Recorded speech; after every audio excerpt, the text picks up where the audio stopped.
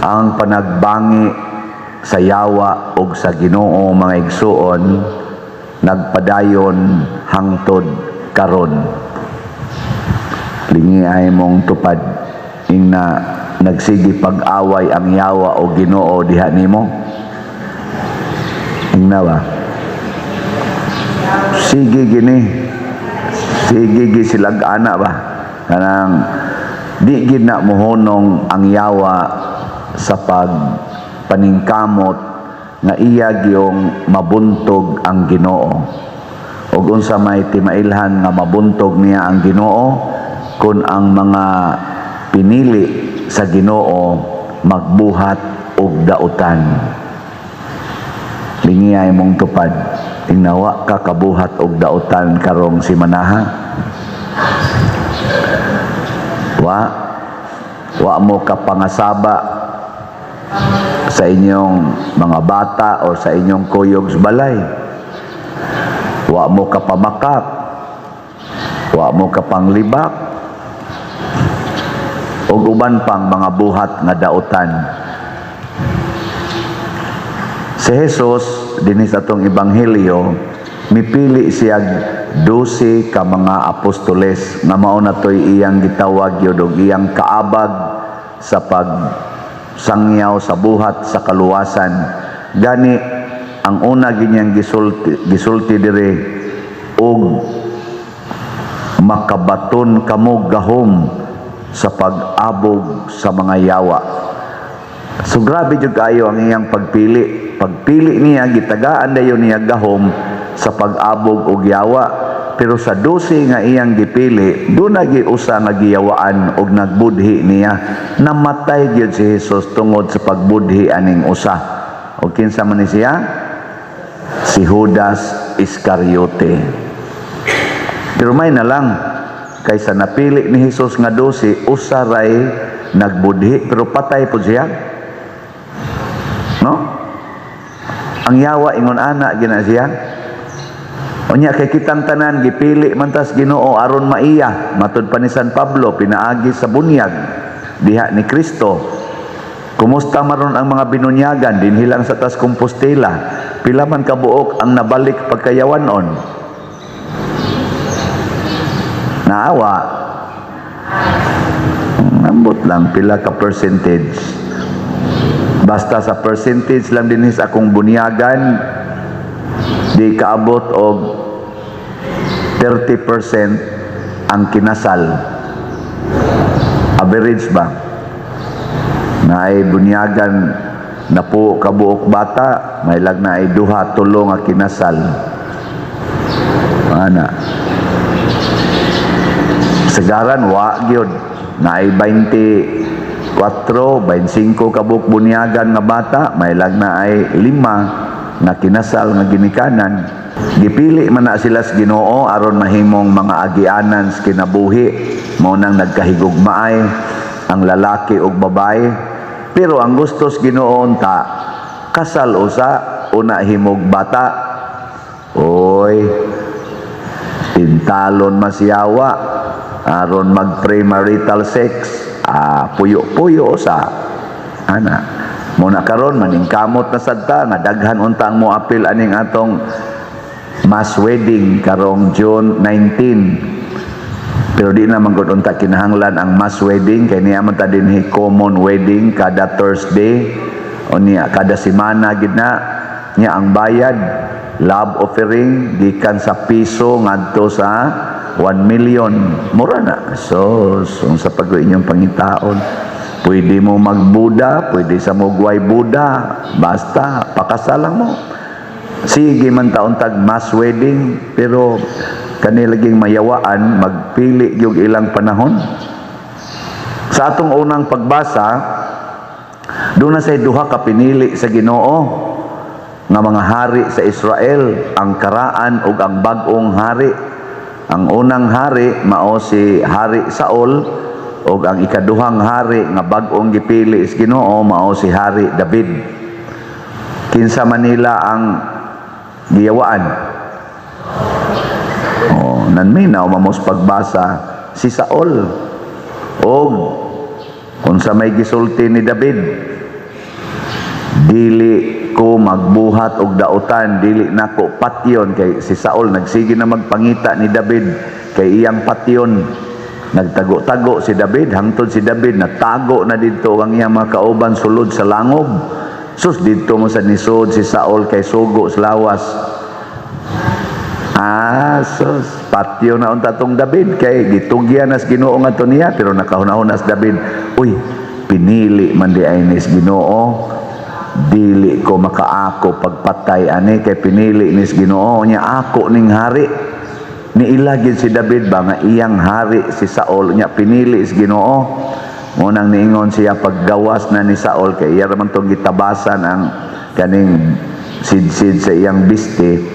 Iyang gitawag, mahal nga hari, akong amo, akong hari.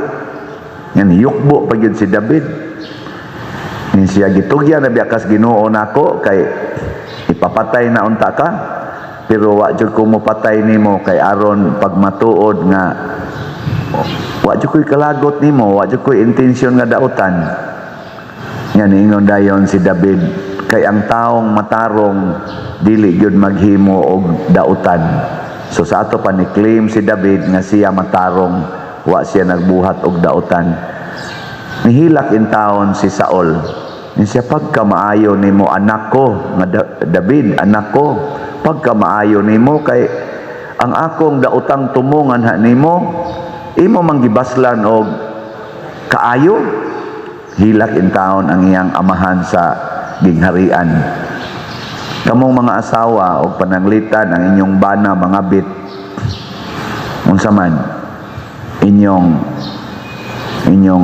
kasaban, inyong yawyawan, kinsay mo ingon, pader bisan pag magbuhat og dautan akong bana, pirmi gyud kong magbuhat og maayo niya, ako ra gyud na siyang alagaran og panggaon. Taas ang kamot. Pulos gid mo giyawaan di ay. Hala, niyam say mga bana dinhi pipila, Joter may banang nanimba karon. Kinsa masad ninyo ang maingon, pader muliwat gyud kong Santo Niño nga bisan pag ilansang ko sa krus akong asawa, magbuhat gyud kog maayo niya, nothing gonna change my love for her. Sige ko na may taas ang kamot ko no.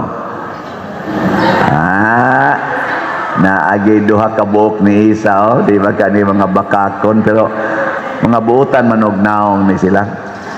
Haya-hayas asawa niyo. Kinsa ninyo dinhi mga ginikanan na moingon, pader bisan pag magbuhat ang akong mga anak og dautan na magpabadlong, mga tapulan na kaayo, di gyud nako kasab-an sugod karon. Ako na gyung isipon nga sila mga pinili ni Santo Niño. Taas ang kamot. Amayo kay nanay mga 5 kabuok ni Isa. Congratulations. Pero kamong uban, unsa man gyud mo? Magyawa-yawa gyud mo. Mao nay timailhan sa taong dautan, magbuhat sad og dautan. Ang taong matarong, magbuhat sad matarong. Si Kristo sad nag-ingon, ang kahoy nga masakiton, dili gyud mohatag og maayong bunga. Ang kahoy sad nga maayong bunga, o maayo, maghatag sad maayong bunga. Ug aritas politika, kinsa may pinili man gina nato silang mga gikas presidente, labi na mga presidente niya, sila man gina mag-manage sa atong nasod during sa ilang term. Pinili nato si Bongbong Marcos, pinili nato si President Duterte, former, ug uban pa mga presidente. Kinsa ka nila ang wa gyud magbuhat og dautan batok sa atong nasod. O ingnon talang bunga, kinsa nila ang naningkamot, pulos magita na ay mga apan, kinsa nila nga ang focus mao ang pagbuhat og maayo para sa nasod nga nagpili nila. Marcos, Duterte, kitong sunod Pinoy, sunod Gloria, hangtod ngadto ni Marcos Senior. Maura mo na klaro na kung naabutan. Ako'y ako nga pinili. nga moingon ko arang-arang ni kay nagbuhat ginig maayo sa atong nasod.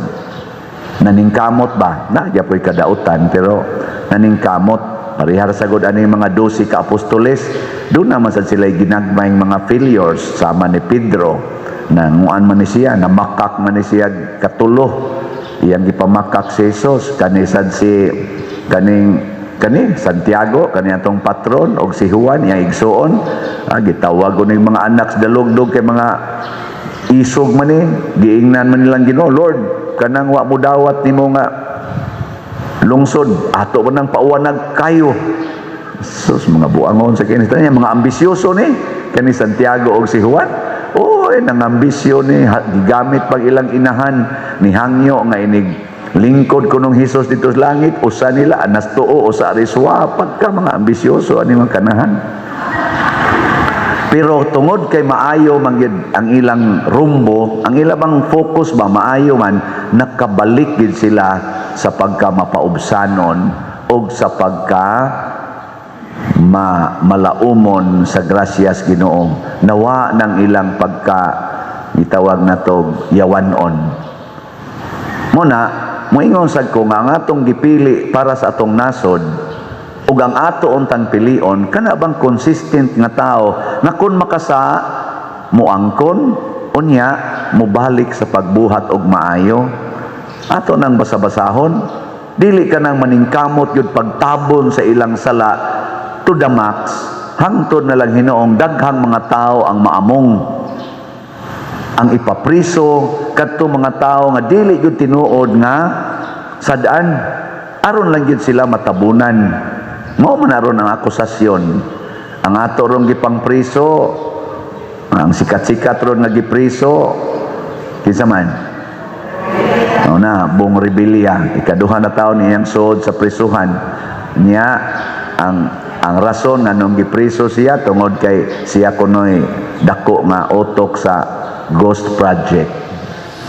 Tinuod ka na katong flood control nga Ghost Project, siya ay author. Nawaman ganin siya mahisguti atong unang mga witnesses nga gipatawag dito sa Blue Ribbon Committee nga si Marcolita pa maoy chairman. Wa man na siya hisguti. Ang unang nanggawa sa bakba dito ng hisgot si Saldico man og si Romualdez. Mao na karon nga Senate Blue Ribbon Committee, di na kayo ma-mention si Romualdez, si Saldico na lang. Nyari dayon nilang Bong Rebilla, ngadto nila ni sa nang uban diha mga sa panang uban diyang ilang ipang-mention, basta di na gyud si Romualdez. Pero dito sa kangkuan kang Marcolita gahimo gani sila og kanang minority report na ay murabag ka na bang mga aro-aro bakit sa tumong yun sa istorya. Saldico yun og Romualdez niya, doon na din sila aro pa doong babaw niya na ato katong black o niya na question mark. Mao jud kuno to'y pinaka utok ambot kinsa to siya, basta mo na siya. Sa ato ron dinhing parokya, unsa may gibuhat nato, maayo o dautan? Kanang mugsigi kag palit og slot unsa man kagiyawaan o gi Santo Niñohan. Kanang magsige lang kag simba di jud ka mo palit og slot unsa man ka maayo ka ana o giyawaan. Giyawaan ang unsa pa na day mo tawag ana. Muna nihangyo ko nga niining atong nobina ni Santo Niño dinis ato karong parokya, ato maning paningkamot nga sinati unta nato dinhi nga taga Compostela Parish ang kanindot ug ang grasya ni Santo Niño didto sa Basilika nga gisaulog niadto miaging semana. Atong masinati ba kay wa biya ta kaadto gyud kitang tanan, pliti palang daan maglisod man ta, no? Yes, kadaghan pag yung tao atong sination kay maura maning Santo Niño ha, maura maning grasya ha, maura maning ang opportunity of graces nga ato rong gihimo. Daghan sa kay mga parokya naghimo ani mga kapilya. Kay nga naman niilata nga ang gahom sa Ginoo kanunay ra gid na siya bisan asa.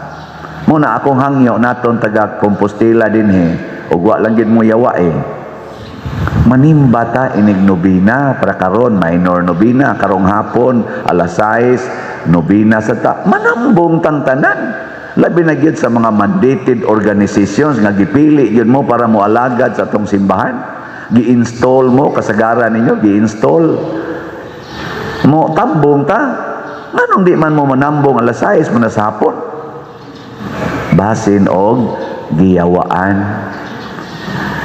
Kana bang siguroon ang akong gusto dili ang katilingban. Pareha ba ni Saul ba? Di ko gusto nga mailisan sa akong pwesto pagkahari. Karon dipakita ni David ang iyang kaayo, nakaingon gyud si Saul.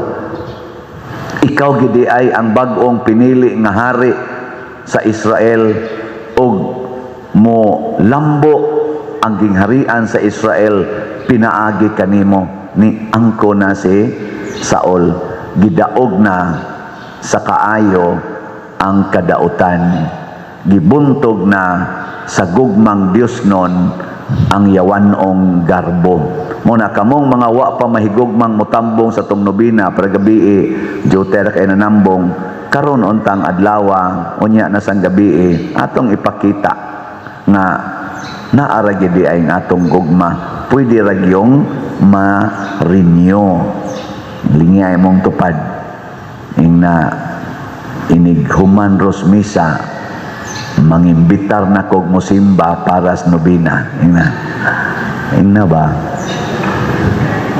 naon sa man yung huwaton nga mga matay mo o na pa mo mangumpanya karon nga lagsik pa panglakaw pangimbitar di na maron lakaw nun text raman ana text ana hala anas ato mga group chat ina manimba ta kay magnobina dire lang Compostela Parish nya ighuman malitag slat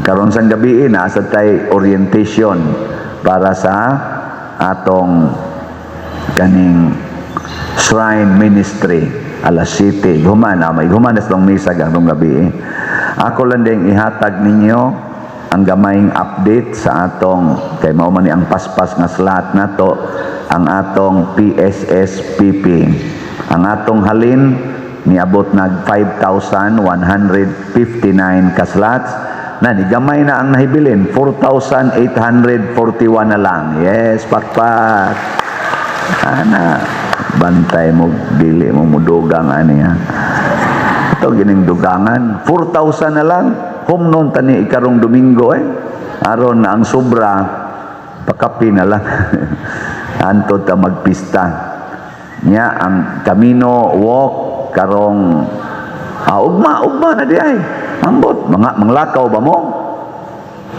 waiting sakit tuhod pa sakit tuhod makaayo biya nagsakit tuhod kaayo na siya basta na lang gid mo time sulay lakaw so naay orientation sad karong gabi sa moapil ugma aron nga ma-oriented mo unsa mong orasa mo lakaw nya pwede pa gyud mo maka-register karong adlaw pero ugma ayaw na mo dali-dali og kuyog nga wa mo rehistro naay 1,500 nga ihatag para sa mga kagastuhan usab na siya kapag ampo kanang 1,500 dili na bayad halad na pasalamat nga makalakaw pa ka makaampo pagyod sa espesyal nga klases pagampo nga mao ang Camino de Santiago usa na siya no imbitado ani ang tanan dili lang parokyano nato nya ato na ning buhaton kada buwan at least once ang junior natong Camino sige manindog na ta